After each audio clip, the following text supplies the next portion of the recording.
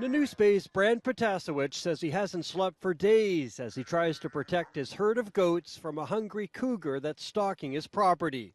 He says the large cat even followed him this morning from the other side of this fence, which is in a protected area.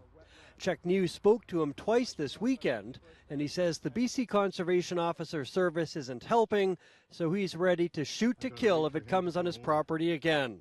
So far, the cat has killed 2 of his goats and 1 of his neighbors. It can hide in there, and we can't do anything about it. You feel like you're being stalked. All the time. I totally understand how frustrating it must be. And like I say, I really think this would be a really good deterrent. Enter Check News viewer Kathy Miller, who watched the weekend news stories with concern and compassion, and now a suggestion for Protasiewich. We were here for just about a year before we got Pippin because we did notice the bear and the cougar footprints on the property and we're worried about the grandkids. So that's when we got Pippin. Pippin is a 6-year-old Anatolian Shepherd, a breed of dog bred for centuries to protect livestock.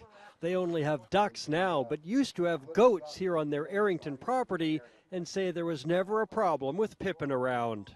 We haven't seen a cougar at all since we've had her. So I think that they do, those animals are looking for easier prey like cougars. So I think that she's really a good deterrent. She can sense a wild animal on the property from inside the house and begins barking nonstop until it's gone.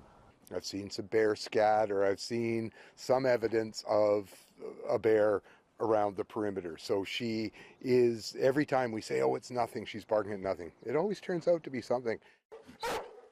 In fact, Anatolian Shepherds are being used to protect livestock from cheetahs in Namibia, where before the dogs were put into use, 800 to 900 cheetahs had to be killed every year.